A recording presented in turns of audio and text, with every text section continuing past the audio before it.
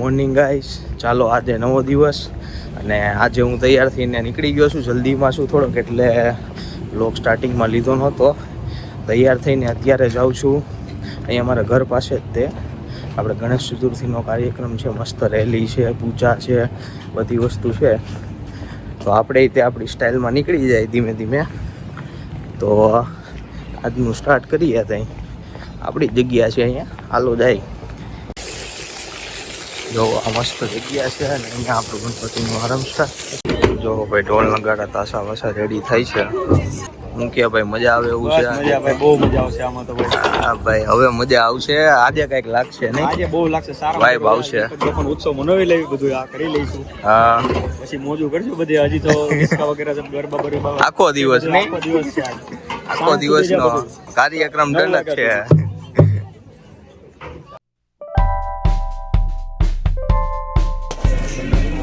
ગણપતિ બાપ્પા મોરયા, મોરયા.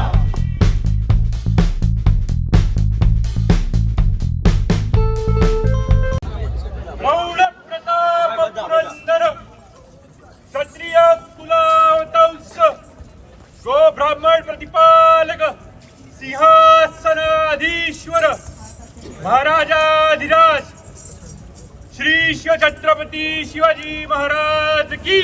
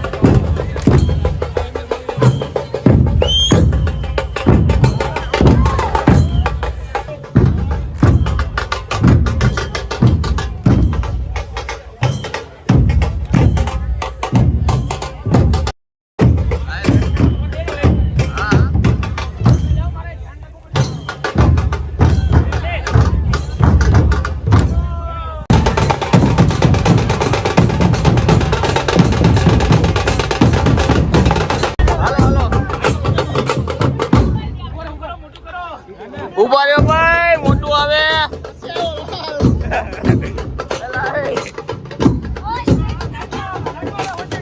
હા, ready ready ready ready.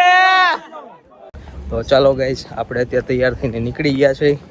હવે પાછા ટ્રામ પકડી અને આગળ જાય અને આગળનું તમને કહું કે શું શું છે અહીંયા.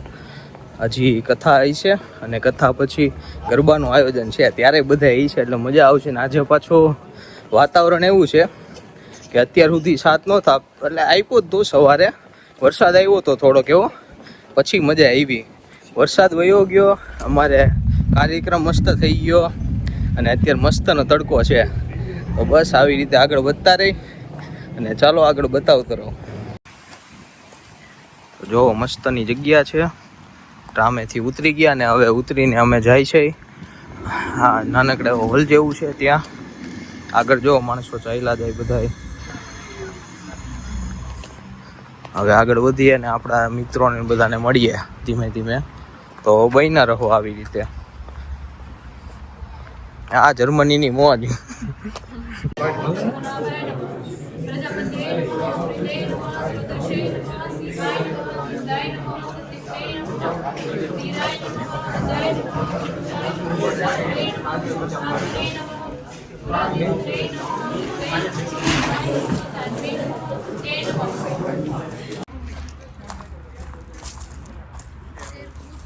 ઉડિયો આયલો આવે છે.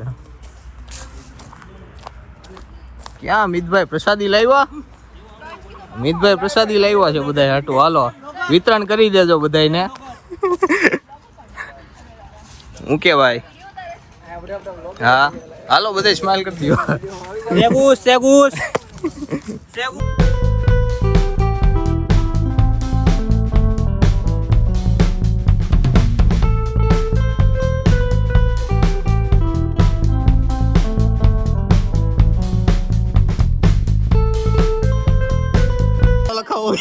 અને જેનો ભાવ લખવો હોય ને આપણે ઇવેન્ટમાં એની માટે QR કોડ અંદર આપેલો છે. યથાશક્તિ પ્રમાણે જેને જે લખવો હોય. આવી જાજો બધાય. અને રાષ્ટ્રવાદ મીડિયાને ઇન્સ્ટાગ્રામ અને વોટ્સએપમાં ફોલો કરો પ્લીઝ. ઓકે મારો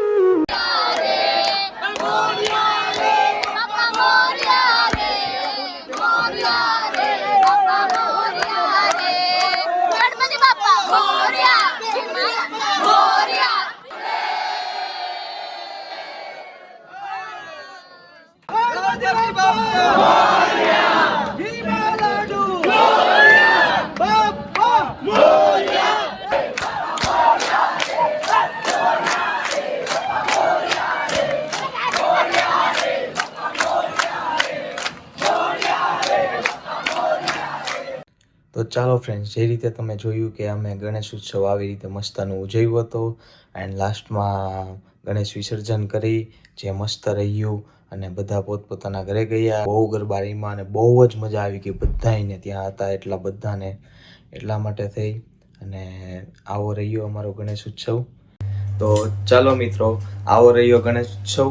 અમે મસ્ત ઢોલ નગાડાવાળા આવ્યા હતા એન્ડ તાસાવાળા જે મહારાષ્ટ્રના હતા એ લોકોએ જે મસ્ત વગાડ્યું હતું અને આ જે આનંદિત માહોલ બન્યો હતો એ ટાઈમે. અહીંયા હાઉસેસ પ્લાઝના બધા માણસો ભેગા થઈ ગયા હતા. અમુક લોકો પૂછતા પણ હતા કે તમે આ શું ચાલી રહ્યું છે, સેલિબ્રેશન શેનું છે અને એ બધું. તો બધી વસ્તુ સમજાવી હતી એ લોકોને અને બસ પછી તો અમે ગણેશ વિસર્જન ને એ બધું કર્યું, ગરબા લીધા હતા એ ટાઈમે અને બધાને બહુ બધી મજા કરી. તો આવો છે આ ઉત્સવ અહીંયા ન્યુમ્બર્ગમાં પહેલી વાર થયો હતો અને કેમેરામેન પણ આવ્યા હતા બહારથી અને કેમેરામેન ખાસ કરીને બર્લિનથી બોલાવવામાં આવ્યો હતો. એ મિત્ર જ હતા એકના, પણ જો કે ત્યાંથી આવવું સ્પેશિયલ આના માટે થઈને એ પણ મોટી વાત છે. તો મિત્રો અહીંયા એવું છે કે આનું આયોજન કરવું તો અઘરું છે, પણ તો પણ આપણા લોકો બધાએ ભેગા મળીને આનું આયોજન કર્યું આવડું મોટું. એન્ડ સાથે બધાના પેરેન્ટ્સ પણ આવ્યા હતા અહીંયા. એ છોકરાઓએ તો મજા કરી પણ બધા પેરેન્ટ્સે પણ મજા કરી, એ બહુ મોટી વાત છે. એટલા માટે થઈ અને આ ઉત્સવનું મજા. આની સાથે પછી એક વાત કહેવાની મારે રહી ગઈ હતી કે અહીંયાના માણસોને પણ બહુ ઇન્ટરેસ્ટ છે આપણા કલ્ચરમાં. જેમ કે 2-4 પેરેન્ટ્સ મળ્યા હતા, એ લોકો પૂછતા હતા કે આનું શું છે મહત્વ ને એ બધું. તો મેં કહી દીધું કે અહીંયાનું જે લવ ને પીસ ને બધું સ્પ્રેડ કરે છે ને એવું બધું રીતે મેં કીધું, એટલે એમને થોડુંક મજા આવી એમ કે કંઈક સારું જાણવા મળ્યું. અને સાથે અમુક લોકોને ગરબા પણ શીખવાતા. એ વાત જોઈને ખૂબ આનંદ થયો કે અહીંયાના માણસોને ગરબાય શીખવા છે આપણા. આવું બધું છે. અમુક લોકો જર્મનમાં પૂછતા હતા, આપને બહુ સારું જર્મન આવડે, એટલે 2-3 શબ્દ બોલી દીધા જર્મનમાં. 2-3 થોડીક વાત કરી જર્મનમાં, પછી કીધું તમને ઇંગ્લિશ આવડતું હોય જરા કહી દેજો, તો એમાં બોલી દઉં. એટલે પછી થોડીક વાર વાત કરેલી બધા સાથે, અને બસ પછી વિસર્જન ટાઈમે પછી નાસ્તો હતો, 56 ભોગ હતો, અને શીરો બનાવેલો. એ પણ મારા એક ફ્રેન્ડે બનાવેલો હતો શીરો, એ ખૂબ સારો હતો.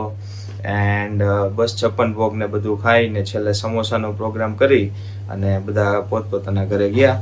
તો મિત્રો, અમુક લોકો પૂછતા હોય કે આપણો વ્લોગ ક્યારે આવશે, તો આપણો વ્લોગ વીકલી આવશે અને સવારે 9 વાગે આવશે. આ એક વ્લોગ અત્યારે આવી જશે કેમ કે મૂકવાની મને થોડીક જલ્દી છે, એટલે આ વહેલો મૂકી દઈશ.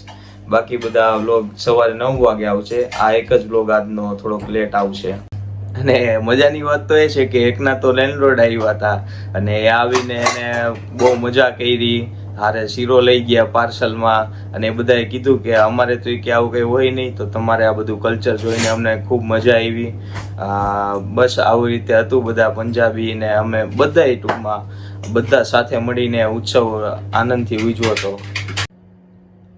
મસ્ત મજાની ચા થાય છે. ત્યાં સુધી એક વાત કરી દઉં કે કાલે રાતે આવીને એટલા થાકી ગયા હતા ને કે વ્લોગનો એન્ડ કરવાનો ટાઈમ જ નહોતો રહ્યો. તો આજે અત્યારે હું વ્લોગનો એન્ડ કરી દઉં. અને બસ જો ચા થાય છે, ચા વિના તો ચેન પડે નહીં. એટલે ચા પીતા પીતા એમ કહું કે આ ગણેશ ઉત્સવ જોરદાર ગયો હતો. તો આવી જ રીતે વ્લોગમાં બન્યા રહેજો, અને લાઈક, શેર એન્ડ સબસ્ક્રાઈબ કરો.